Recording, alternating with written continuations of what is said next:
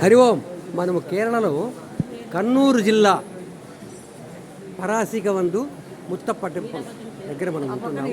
ఈ పక్క ఈశ్వరుడు, ఆయన విష్ణు అనమాట. మనం ఉంటున్నాము కేరళలో ఉన్నటువంటి గొప్ప 10 టెంపుల్లలో, దేవాలయంలో ఇది ఒక్కటి. ఇక్కడ వీరభద్ర స్వామి రూపంలో పరమేశ్వరుడు వెలిసినటువంటి మహత్తరమైనటువంటి ఒక దేవాలయం. దీని స్టోరీ మనం తీసుకుంటే, ఋషులు యోగులందరూ కలిసి శివుని ప్రార్థిస్తే శివుడు అగ్ని రూపంలో ఒక అగ్నిని ప్రజ్వలింపజేస్తాడు. ఆ అగ్ని ఇక్కడికి వచ్చి ఒక ఆకారం ధరిస్తుంది. అదే ముత్తప్పన్ దేవాలయం. వీరభద్ర ఆకారంలో నృత్యం చేస్తాడు.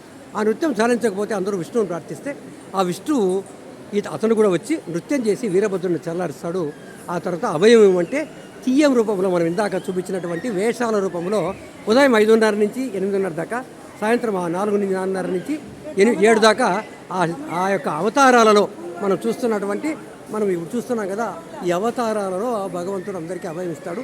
ఎవరైతే రుగ్మతలు ఉంటాయో, ఎవరైతే మనశ్శాంతి లేకుంటుందో, అటువంటి ఆరోగ్య పరిస్థితులు ఉన్నవాళ్ళు ఈ దేవాలయాన్ని సందర్శిస్తే ఈ భగవంతుని యొక్క అనుగ్రహం వస్తుంది. ఆ తీయం రూపంలో ఉన్నటువంటి ఆకర్షణ కలిగినటువంటి దేవుళ్ళు ఎవరైతే మనం ఒక్క చూసి కళ్ళు ఆర్పకుండా మన పక్క చూస్తే మన రోగాలన్నీ మన పోతాయని చెప్పేసి తెలుస్తుంది. ఈ విధంగా మనము ఈ ప్రాంతాన్ని ఇలా అంటారు. మనము ఇలా నదిని మనం ఇక్కడ చూస్తున్నాము. ఈ పట్టణాన్ని చోళల కాలంలో వల అనేటువంటి పట్టణంలో ఇక్కడ ప్రసిద్ధమైంది. ఇది ప్రసిద్ధమైనటువంటి ముత్తప్ప దేవాలయం అంటారు, వీరభద్ర దేవాలయం. ఈ ఆకారాలు చూడండి, మనకు ఒక పక్క శివుడు, ఒక పక్క విష్ణు అవతారాలు ఉంటాయి. ఈ అవతారాలను మనము చూసిన తర్వాత వీళ్ళ ఆశీర్వాదం పొందితే అంతా మనకు శుభాలు జరిగేటువంటి అవకాశం ఉంటుంది. ఇది పరాసికవందు ముత్తప్ప దేవాలయం అదురుగా మనం చూస్తున్నాం కదా, అది దేవాలయాన్ని పొద్దున్నే ఉదయం 5:30 నుంచి 7:30 దాకా, మధ్యాహ్నం 3 నుంచి 4:30 దాకా మాత్రమే గుడి తెరుస్తారు. మిగతా టైంలో మనం ద్వారాల గుండా దీపాన్ని, ఆ వెలుగును మనం చూసేటువంటి అవకాశం ఉంటుంది. ఇది పవిత్రమైనటువంటి వీరభద్ర దేవాలయము. మన ముత్తప్పను పరాసికవందు ముత్తప్ప దేవాలయంగా మనం దీన్ని గుర్తించేటువంటి అవకాశం ఉంటుంది. ఇక్కడ భోజనశాల కూడా ఉంది.